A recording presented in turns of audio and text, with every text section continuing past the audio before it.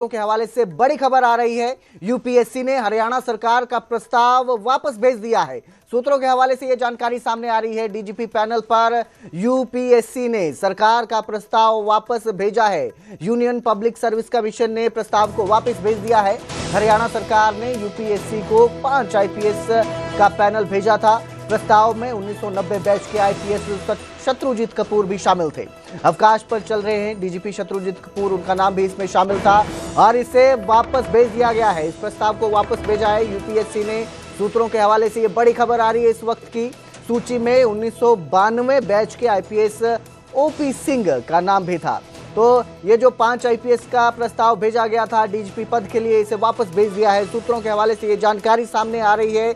UPSC ने इस प्रस्ताव को वापस भेज दिया है और इस प्रस्ताव को वापस भेजने के साथ ही अब डीजीपी कौन होगा इसको लेकर भी संशय बन रहा है, क्योंकि नए डीजीपी की बात की जा रही थी कि नए साल पर नया डीजीपी हरियाणा को मिल सकता है। इसी को लेकर यह प्रस्ताव भेजा गया था और इस प्रस्ताव को अब वापस भेज दिया गया है। सूत्रों के हवाले से बड़ी जानकारी दे रहे हैं आपको।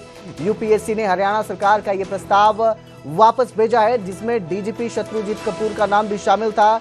डीजीपी शत्रुजीत कपूर अवकाश पर चल रहे हैं। इस खबर पर ज्यादा जानकारी के लिए मेरे सहयोगी अंकित दुदानी हमारे साथ जुड़े हैं। जी अंकित, एक बड़ी जानकारी सामने आ रही है। उम्मीद लगाई जा रही थी नया डीजीपी मिलेगा नए साल पर हरियाणा को, लेकिन ये जो प्रस्ताव है ये वापस भेजा गया है। क्या अपडेट इसको लेकर, क्या जानकारी?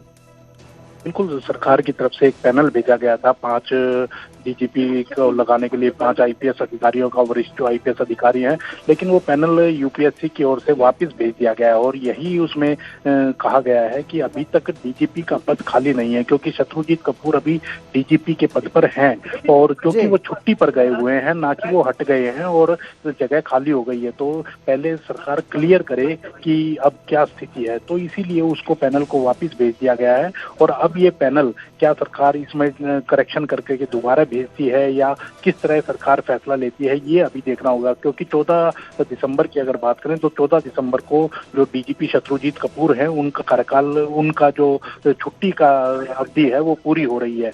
तो छुट्टी की अवधि पूरी हो रही है तो 14 तारीख को ज्वाइन करेंगे। तो वो अगर क्या डीजीपी के पद पर ही ज्वाइन करेंगे या किसी अन्य महकमे में उनको एडजस्ट किया जाएगा या उनकी छुट्टी बढ़ाई जाएगी, ये भी एक संशय बना हुआ है। तो अभी क्योंकि नए जो डीजीपी लगाए गए थे कार्यवाहक डीजीपी के रूप में ओपी सिंह, उनका 31 दिसंबर को रिटायरमेंट है। हालांकि उनके एक्सटेंशन के लिए फाइल भेजी गई थी, लेकिन वो भी वहां से रिजेक्ट होकर के आ गई केंद्र से। तो अब देखना होगा कि सरकार क्या फैसला लेती है, लेकिन फिलहाल यही जानकारी है सूत्रों के हवाले से कि यूपीएससी ने पैनल वापस भेज दिया है और दोबारा से करेक्ट करके उसको ठीक करके भेजने के लिए कहा गया है। जी अंकित, यानी एक तरह से समझा जा सकता है कि अभी भी हरियाणा को नया डीजीपी मिल सकता है नए साल पर, क्योंकि ओपी सिंह रिटायर होने वाले, साथ ही शत्रुजीत कपूर वापस ज्वाइन कर रहे हैं। कब कर रहे हैं इसको लेकर भी अभी कोई जानकारी सामने नहीं आई है।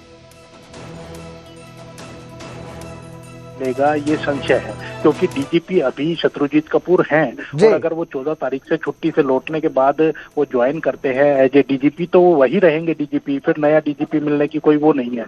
लेकिन अगर उनको डीजीपी के पद पर नहीं दोबारा लगाया जाता है, क्योंकि वो अभी कार्यवाहक डीजीपी के रूप में ओपी सिंह काम कर रहे हैं, तो फिर दूसरा पैनल भेजने की तैयारी करनी पड़ेगी सरकार। जी, बहुत बहुत शुक्रिया इस तमाम जानकारी के लिए अंकित।